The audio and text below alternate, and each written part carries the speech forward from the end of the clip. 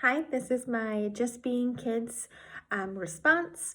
I tried to do a video because that was one of the options for this semester and I wanted to try it at least once. So this is my assignment. Question 1. Describe any problems that were addressed in the desired outcome. In Evan's story, his family really wanted to work on feeding and communication. So the desired outcome was for Evan to feed himself with the utensil and then just communicating his wants or needs or requesting. In the video, they did more for Bubbles, and they started to use that spoon with a little bit of his support in his elbow.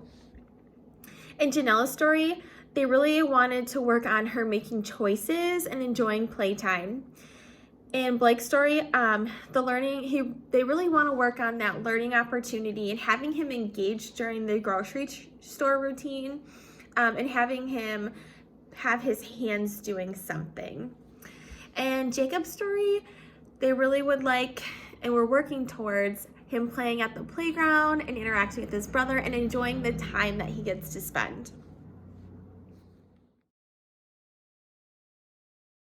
Question 2. How would you characterize the intervention and its implementation in all of its videos? I would definitely characterize the intervention as family-based. The videos really showed the importance of working with families. The interventionist asked the families what they would need help with or maybe struggling with in their home or daily routines throughout the day. This allowed the team, including the parents and caregivers, to get together to come up with activities that would help the child and the family. So the whole approach was very family-centered and routine-centered, and it included the caregivers as the main form of observation. So one thing that I noticed was that when they were going back into the homes, they were talking about what they had done last time and how it had been working when the team wasn't there. They always took what the parents had to say or the caregivers had to say and tried to help the family in the best way possible. Question 3. In what ways did the families participate in planning and implementing the intervention? Families were a part of the whole process. There was not one part in those videos that the team was doing something on their own. The service providers asked the families what they were struggling with at home. For some families, it was going to the grocery stores, and for others, it was having fun with siblings. So it was a very wide range of different things that they were working on. For Janella, it was making choices, and that's something that she'll have to do for the rest of her life. The service providers met with these families and tried to work with them at the grocery store, at the playground. So they really went with the families wherever they needed to at the location that they needed. They really worked with them at those locations to make sure that the routines worked smoothly. They were able to coach, and they were able to work with the goals and understand what the family was feeling. The service providers would give suggestions or tips during their visit. And one really great example was in Jacob's story, the therapist was sitting with mom while he was on the rocker, and they were both sitting side by side, and she was trying to show her how he can enjoy this activity and where to place her hands.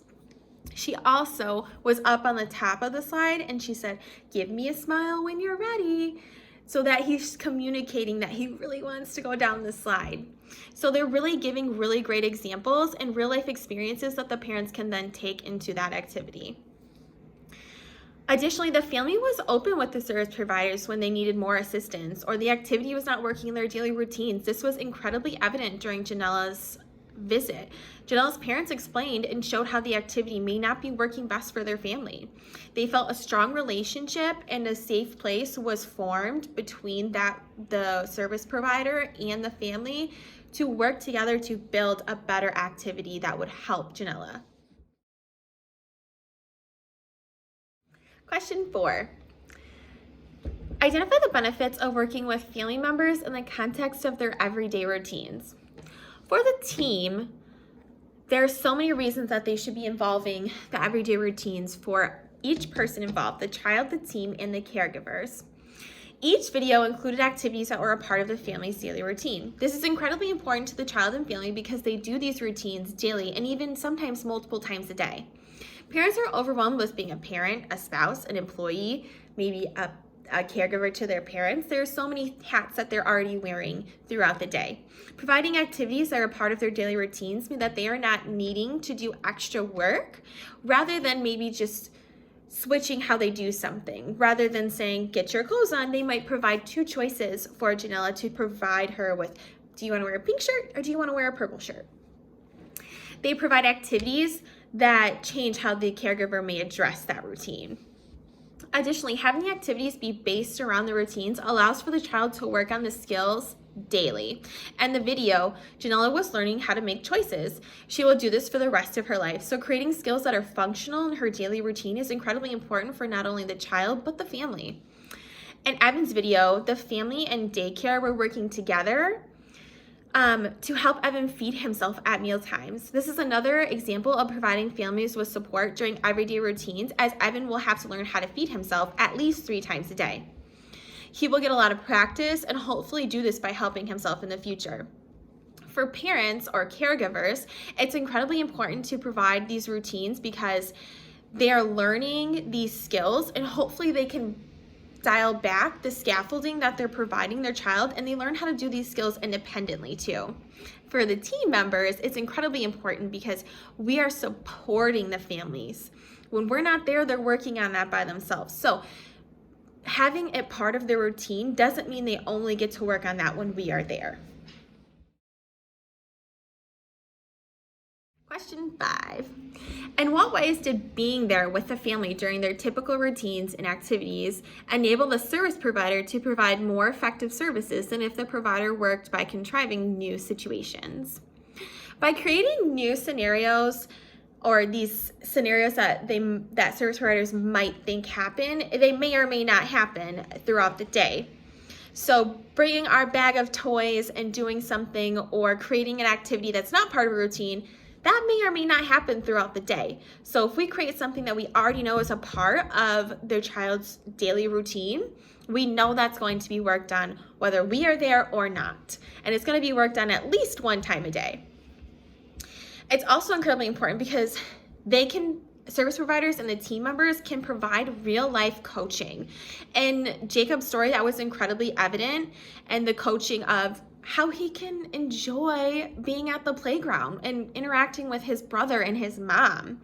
And in Evan's story, the therapist grabbed the arm and then she coached the daycare and mom on where to place the arm and then how to take it back, so when he's doing more of it on his own. The parents tried when they were there, and then the service provider provided the suggestions or tips on how to help the child when they're not there. Parents tried these activities and then reported back. In Janella's case, the mom thought that it might not be working the best for Janella right now to have the 2 buttons on different sides.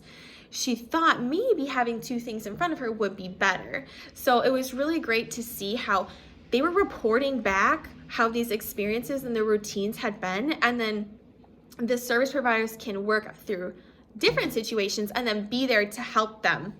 And they were able to make those suggestions. They were also able to make any adjustments that needed. Question 6. Functional outcomes focus on improving a child's performance in a specific context as opposed to working on generic developmental skills. Describe the relationship between the specific environmental context in one of the stories and the child's functional abilities. I really found that Evan's story spoke to this question. So Evan, in his environment at home, he was very loved by both of his parents. They both tended to him, his wants and needs. And it was really interesting because when his mom was interviewed, she talked about how when they started getting the home visiting, they were doing bottle feeding because that's what was appropriate for Evan at that time. And then they had the goal of working up to finger foods, and then they had then worked up to finger foods, and now they were moving on to using utensils. So they were working at Evan's function rather than the typical development of what Evan should be doing. Not only were his mom and his dad very supportive of where Evan was at and very conscious of where Evan was at. The daycare was very conscious of Evan. When he walked into daycare with his dad, they were very welcoming, and the daycare provider even said the kids love hanging out with Evan and love when Evan's there.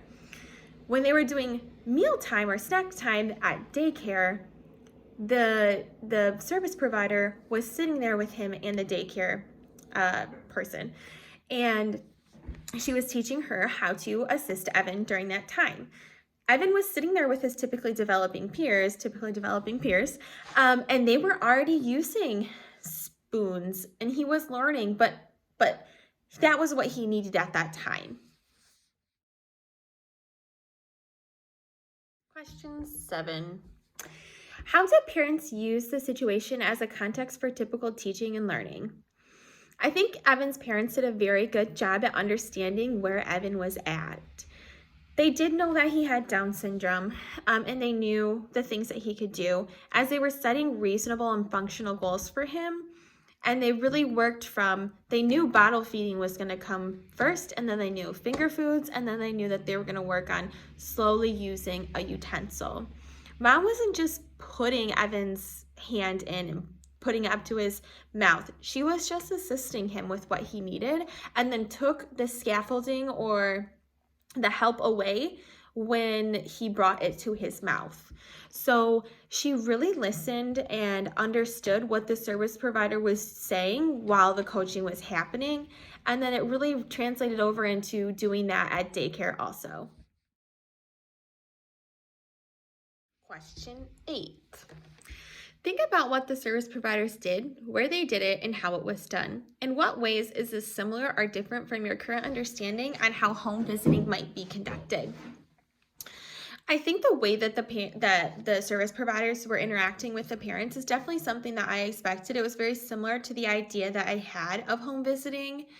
Some things that were very eye-opening or different from my current understanding was the amount of locations that the service providers went. They didn't just talk about going to the playground and different things that the family could do.